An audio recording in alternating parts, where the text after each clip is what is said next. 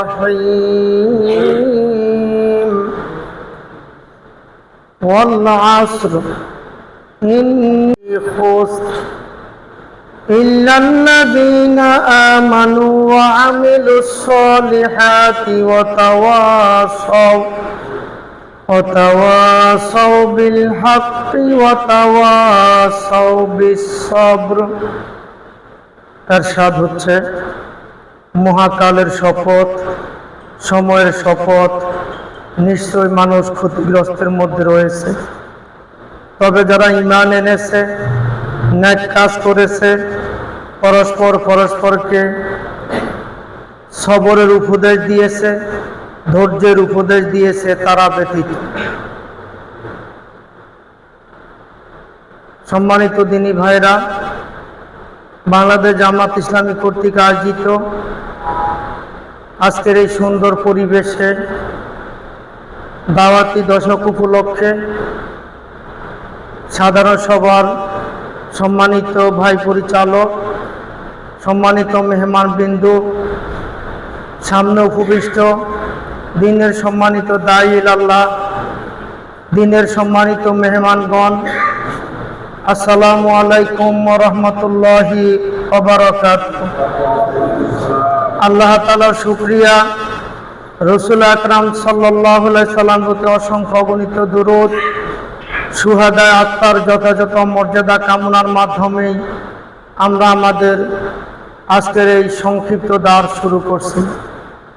সম্মানিত দিনী ভাইরা, আমি আপনাদের সামনে পবিত্র মহাগ্রন্থ আল কোরআনের অন্যতম অত্যন্ত ছোট্ট এবং ক্ষুদ্র একটি সূরা, যেটা আমরা অনেকেই মুখস্থ পারি, সূরাতুল আসর, তেলাওয়াত করার তৌফিক আল্লাহ তাআলা দিয়েছেন এবং আপনাদের মাঝে সূরার সংক্ষিপ্ত অনুবাদ পেশ করেছি। সম্মানিত দিনী ভাইরা, আপনারা জানেন সূরাতুল আসর যদিও ক্ষুদ্র এবং ছোট্ট একটি সূরা, এই সূরার ফজিলত এবং মর্যাদা সম্মান এত অধিক। হাদিস শরীফে আছে, সাহাবীরা যখন পরস্পর সাক্ষাৎ লাভ করতেন, তখন এই সূরা তেলাওয়াত করে একজন আরেকজনকে না শুনাইয়া তারা একজন আরেকজন থেকে বিচ্ছিন্ন হতেন না। সুবহানাল্লাহ। এমনকি এই সূরার ফজিলত মর্যাদা মহত্ব এত অত্যাধিক, আল্লাহ রাসূল সাল্লাল্লাহু আলাইহি সাল্লাম এবং উলামায়ে কেরাম ধারণা করেন, মনে করেন, কোনো ব্যক্তি যদি জান্নাতে যেতে চায়, জান্নাতের পথ সে গ্রহণ করতে চায়, হেদায়েতের সঠিক পথ সে পেতে চায়, তাহলে এই সূরাতুল আসর, এই ছোট্ট ক্ষুদ্র সূরাটা সে যদি বুঝে, উপলব্ধি করে, অনুধাবন করে, এটাই তার জন্য যথেষ্ট। সুতরাং সূরাটি যদিও ক্ষুদ্র, সূরাটি যদিও ছোট, মক্কায় অবতীর্ণ সূরাগুলোর মধ্যে অন্যতম একটা প্রধান সূরা। যদিও সূরাটি ক্ষুদ্র এবং ছোট, সূরাটির তথ্য, তাৎপর্য, বিশ্লেষণ এবং তাফসীর অত্যাধিক এবং খুব ব্যাপক।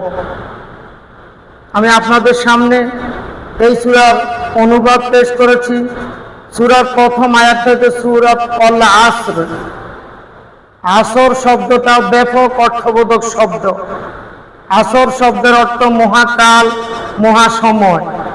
সময়কে আমরা আমাদের ক্ষুদ্র জ্ঞানের মাধ্যমে সাধারণত তিন ভাগে ভাগ করি: অতীতকালীন সময়, বর্তমানকালীন সময়, ভবিষ্যৎকালীন সময়। এই সূরা এমনভাবে শব্দটা আল্লাহ তাআলা পেশ করেছেন আসর, এর মাধ্যমে বর্তমান, ভবিষ্যৎ, অতীত পুরোটা সময়কে, পুরোটা টাইমকে পরিবেষ্টন করেই আল্লাহ তাআলা আসর শব্দটা এখানে প্রয়োগ করেছেন। এই প্রয়োগ করার মাধ্যমে আল্লাহ তাআলা বুঝাচ্ছেন, আল্লাহ তাআলা যখন কোনো বস্তুর, কোনো বিষয়ের, নির্ধারিত কোনো কিছুর কসম কোনো সূরার মাধ্যমে খেয়ে থাকেন বা বলে থাকেন, এটার উদ্দেশ্য হচ্ছে পরবর্তী বিষয়টার গুরুত্ব এবং মর্যাদা বোঝানো। পরবর্তীতে যে আলোচনাটা আসছে, যেই বক্তব্যটা পরবর্তীতে আসছে, ওই বক্তব্যের মাহাত্ম্য গুরুত্ব বোঝানোর জন্যই আল্লাহ পাক রব্বুল আলামিন ক্ষুদ্রাতি ক্ষুদ্র কোনো বিষয়ের কসম করে তারপরে পরবর্তী বিষয়ে আলোচনা পেশ করেন। এর পাশাপাশি যেই বিষয়ের গুরুত্ব, যেই বিষয়ের কসম আল্লাহ তাআলা করেন, এই বিষয়ের সাথে পরবর্তী বিষয়ের সামঞ্জস্যতা মিল আল্লাহ তাআলা রেখে দেন। আল্লাহ পাক রব্বুল আলামিন এখানে কসম খেয়ে সাথে সাথে পরবর্তীতে বলছেন, ইন্নাল ইনসানা লাফি খুসর, নিশ্চয়, অবশ্যই, বারবার দুইবার এখানে আল্লাহ তাআলা তাকিদ বা দৃঢ়তা প্রদর্শন করেছেন। নিশ্চয়, অবশ্যই মানুষ ক্ষতির মধ্যে নিমজ্জিত, ক্ষতির মুখামুখি, সেটা হোক ইহকালীন হোক পরকালীন, সার্বিকভাবে ইন্নাল ইনসানা লাফি খুসর, নিশ্চয় অবশ্যই মানুষ ক্ষতির মধ্যে নিমজ্জিত। তার পরবর্তী আয়াতে আল্লাহ পাক রব্বুল আলামিন এই ক্ষতি থেকে উত্তরণ, বেঁচে থাকার 4টি উপায়, 4টি কর্মসূচি বর্ণনা করেছেন। কয়টি? 7টি। তোর মধ্যে অন্যতম হচ্ছে ইল্লাল্লাযীনা আমানু। আল্লাহ তাআলা বলেন, তবে যারা ঈমান এনেছে। ঈমানটা মানুষের অতীত জীবনের সাথে সংশ্লিষ্ট, বর্তমান জীবনের সাথে সংশ্লিষ্ট, ভবিষ্যৎ জীবনের সাথে সংশ্লিষ্ট। ঈমান, ইল্লাল্লাযীনা আমানু, তবে যারা ঈমান আনে। ঈমান শব্দটিও ইসলামের, মানবতার বা মুমিন জীবনের নৈতিকতার যে 4টা ভিত্তি, ঈমান, ইসলাম, তাকওয়া, ইহসান, মুমিন জীবনের নৈতিকতার ভিত্তি হচ্ছে 4টা। তার মধ্যে 1 নাম্বার হচ্ছে ঈমান বা মুমিন, 2 নাম্বার ইসলাম বা মুসলিম, 3 নম্বরে তাকওয়া বা মুত্তাকি, 4 নম্বরে ইহসান বা মুহসিন। আল্লাহ পাক রব্বুল আলামিন এই সূরার মধ্যে নৈতিকতার ভিত্তির 1 নাম্বার যেটা, সেটা হচ্ছে ঈমান। এবং মুমিন জীবনের বা মানুষের সবচাইতে গুরুত্বপূর্ণ এবং শক্তিশালী সম্পদ, শক্তিশালী দৌলত হচ্ছে ঈমান। পরবর্তীতে যে আমলুস সালেহাত বলা হয়েছে, এই আমলুস সালেহাত কবুল হওয়ার পূর্ব শর্ত হচ্ছে ঈমান। ঈমান শব্দের শাব্দিক অর্থ হচ্ছে আন্তরিক বিশ্বাস। ঈমান শব্দের শাব্দিক অর্থ হচ্ছে মেনে নেওয়া। ঈমান শব্দের শাব্দিক অর্থ হচ্ছে নিরাপত্তা লাভ করা। ঈমান শব্দের শাব্দিক অর্থ হচ্ছে স্বীকৃতি দেয়া।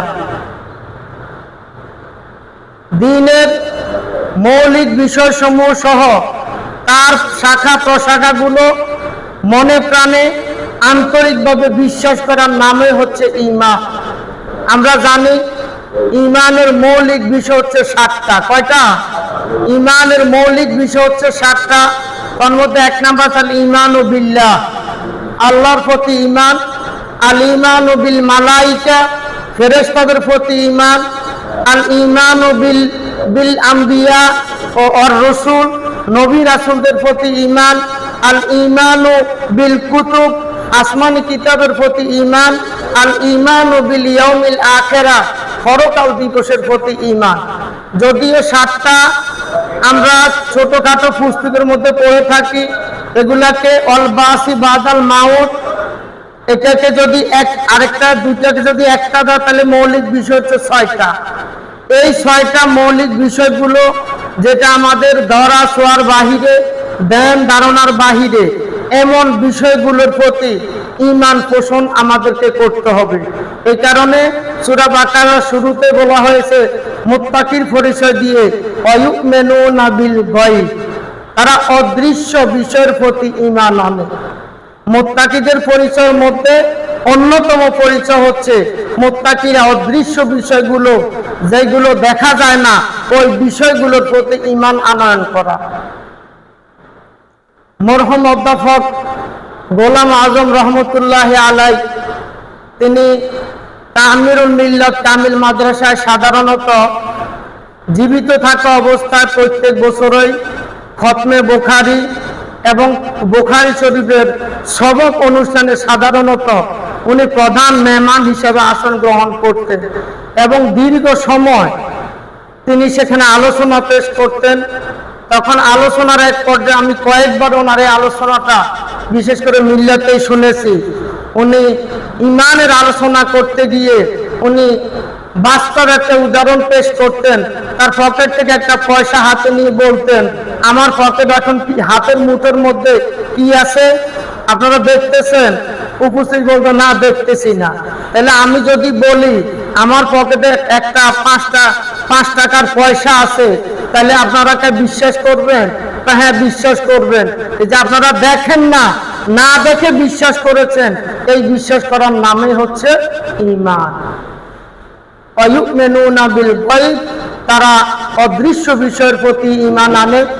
আমরা যে 7টা বা 6টি মৌলিক বিষয় আমরা আলোচনা করেছি এবং ঈমানের যে আর আল ঈমানু বিদ'উ ওয়া সাবউনা শু'বা, ঈমানের 70টিরও বেশি শাখা প্রশাখা রয়েছে। আফদালুহা কাউলু লা ইলাহা ইল্লাল্লাহ, তার মধ্যে সর্বোত্তম শাখা প্রশাখা হচ্ছে লা ইলাহা ইল্লাল্লাহ কথাটা বলা। ওয়াদনাহা ইমাতাতুল আযা আনিত তরিক, রাস্তা থেকে কোনো কষ্টদায়ক বস্তু সরিয়ে দেওয়া, এটা ঈমানের নিম্নতম একটা শাখা।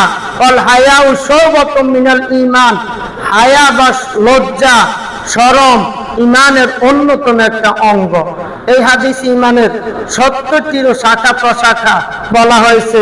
এভাবে কবর, হাসর, পুলসিরাত যত কিছু আছে আখিরাত সংক্রান্ত সকল কিছুই ইউমিনুনা বিল গায়ব, গায়বের অন্তর্ভুক্ত, অদৃশ্য বিষয়ের অন্তর্ভুক্ত।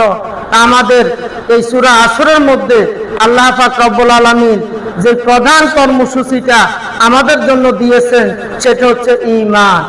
এই ঈমানের প্রতি ঈমান আমাদেরকে আনতে হবে, তবেই আমরা আমাদের জিন্দেগিতে, দুনিয়ার জিন্দেগিতে, আখিরাতের জিন্দেগিতে আমরা ক্ষতির নিমজ্জিত যে আশঙ্কা আমাদের রয়েছে, তা আশঙ্কা থেকে আমরা মুক্ত থাকতে পারব। সম্মানিত দিনী ভাইরা, 2 নম্বরে হচ্ছে আমালুস সালিহাত, নেক কাজ করা। নেক কাজ বলতে আমাদের ঘুমাতে যাওয়া থেকে শুরু করে আবার পরের দিন ঘুমাতে যাওয়া পর্যন্ত আমাদের দৈনন্দিন জীবনে আমরা যে সমস্ত কার্যকলাপ কাজকর্মগুলো করি, এই কাজকর্মগুলোর মধ্যে যে সমস্ত কাজকর্মের মধ্যে আল্লাহ তাআলার হুকুম রয়েছে, সেই আল্লাহ তাআলার হুকুম সম্বলিত, বিধান সম্বলিত কাজগুলো, আল্লাহ তাআলার হুকুম সম্বলিত, বিধান সম্বলিত কাজগুলো নবী মুহাম্মদুর রাসূলুল্লাহ সাল্লাল্লাহু আলাইহি সাল্লামের দেখানো সুন্নত তরিকায় যথাযথভাবে পালন করার নামই হচ্ছে আমলে সালেহ। নামাজ একটা আমলে সালেহ, রোজা একটা আমলে সালেহ, হজ একটা আমলে সালেহ। শুধু এগুলাই নয়, আমরা আমাদের জরুরি প্রয়োজনে আমরা টয়লেট ইউজ করি, সেই টয়লেট যদি আমরা সুন্নত তরিকায় পালন করি, সেটাও আমলে সালেহ অন্তর্ভুক্ত। আমরা খানা খাই, আমরা খানা খাওয়ার যে সুন্নত তরিকা, এই সুন্নত তরিকা অনুযায়ী আমরা খানা খাই, সেটা আমাদের ইবাদতের অন্তর্ভুক্ত। এক কথায় জীবনের সকল কাজ আল্লাহর হুকুম, রাসূল সাল্লাল্লাহু আলাইহি ওয়াসাল্লাম প্রদর্শিত সুন্নত মোতাবেক করাই হচ্ছে ইবাদত।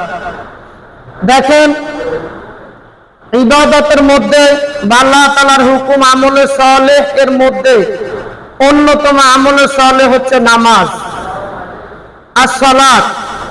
এই সালাত যদি আমরা আল্লাহর হুকুম এবং সুন্নত তরিকা অনুযায়ী আদায় না করি, এই সালাতটা ইবাদত হিসেবে পরিগণিত হবে না, আমলে সালেহ হিসেবে পরিগণিত হবে না। সে কারণে আল্লাহ রাসূল সাল্লাল্লাহু আলাইহি সাল্লাম নিজেই বলেছেন, সল্লু কামা রাআইতুমুনি উসাল্লি, তোমরা এমন ভাবে নামাজ পড়ো যেভাবে আমাকে নামাজ পড়তে দেখো।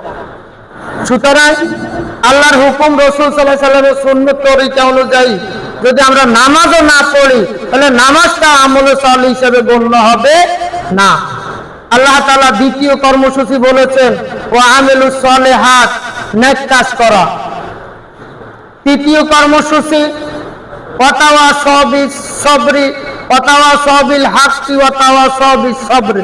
এখানে দুইটা, ওয়াতাওয়াসাউ বিস সবরি পরস্পরকে ধৈর্য ধারণের উপদেশ দেওয়া।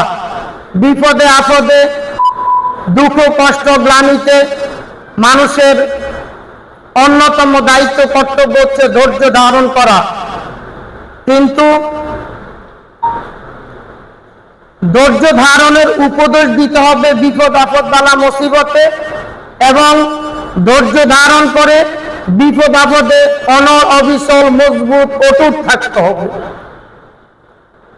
তাফসীর কিতাবে এতটুকু লেখছে, তবে ধৈর্য ধরার জন্য দোয়া করা ঠিক হবে না যে আল্লাহ তাআলা ধৈর্য ধরার তৌফিক দান করো, এই কথা দোয়া করা ঠিক হবে না। এর মানে উদ্দেশ্য হচ্ছে আমি বিপদটা আরো দীর্ঘায়িত হোক এটা কামনা করছি। এখানে ধৈর্যের দোয়া না করাই উত্তম, বরং ধৈর্য ধরতে হবে, ধৈর্যের উপর অটুট অবিচল থাকতে হবে, পরস্পরকে ধৈর্যের উপদেশ দিতে হবে। তারপরে চতুর্থ কর্মসূচি হচ্ছে পরস্পরকে হক বা সত্যের উপদেশ দেওয়া থাকতে।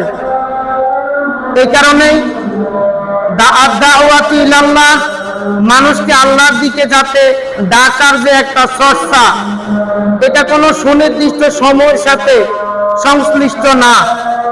যদিও সাংগঠনিকভাবে সময় সময় দাওয়াতি দশক, দাওয়াতি পক্ষ ইত্যাদি ঘোষণা করা হয়, এটার উদ্দেশ্য হচ্ছে আমাদের মাঝে দাওয়াতি কাজে একটা চর্চা, এই চর্চার প্রশিক্ষণের জন্যই সময় দিনক্ষণ নির্ধারণ করে দাওয়াতি কাজের একটা ব্যবস্থা করা হয়। কিন্তু দাওয়াতি এনি টাইম সৎ কাজের আদেশ দেওয়া, অসৎ কাজে নিষেধ করা, ইয়ামুরুনা বিল মারুফ ওয়া ইয়ানহাউনা আনিল মুনকার, সৎ কাজের আদেশ দেবে, অসৎ কাজে নিষেধ করবে, এটাই হচ্ছে দাওয়াতু ইলাল্লাহ মৌলিক কর্মসূচি এবং মৌলিক বিষয়। মানুষকে সৎ কাজের আদেশ দেবে, অসৎ কাজ থেকে নিষেধ করবে। সুতরাং যখনই সামনে কেউ অসৎ কাজ, মন্দ কাজ করছে, নজরে পড়ছে, তখনই তাকে সেই ব্যাপারে নিষেধ করতে হবে এবং সৎ কাজগুলো আদেশ করতে হবে। এই কারণে হাদিসে আসছে, মান রাআ মিনকুম মুনকারান ফালিয়ুগাইয়িরুহু বিয়াদিহি ফাইল্লাম ইয়াস্তাতি ফাবিলিসানি ফাইল্লাম ইয়াস্তাতি ফাবিকলবি ওয়া যালিকা দুআফুল ঈমান। তোমাদের মধ্যে যেই ব্যক্তি কোনো মন্দ কাজ হতে দেখবে, সেই যেন সেটাকে নিজের হাত দ্বারা প্রতিহত করে, হাত দ্বারা প্রতিহত করতে সক্ষম না হলে জবানের মাধ্যমে প্রতিহত করে, বাধা দেয়। জবানের মাধ্যমে যদি সম্ভব না হয়, তাহলে অন্তরে সেটাকে প্রতিরোধ করার জন্য প্ল্যান পরিকল্পনা গ্রহণ করে সামনের দিকে আগাতে থাকবে। এটাই হচ্ছে ঈমানের সর্বনিম্ন পরিচয়। ওয়াযালিকা আদআফুল ঈমান, এটাই হচ্ছে সবচাইতে দুর্বল ঈমান। সম্মানিত দিনী ভাইরা, আসুন, আজান হয়ে গেছে, সময় সংক্ষিপ্ত। আমরা সূরা আসর সম্পর্কে আলোচনা করেছি। এখানে মৌলিক আল্লাহ তাআলা প্রথমে মানুষকে ঘোষণা করেছেন ক্ষতির মধ্যে নিমজ্জিত।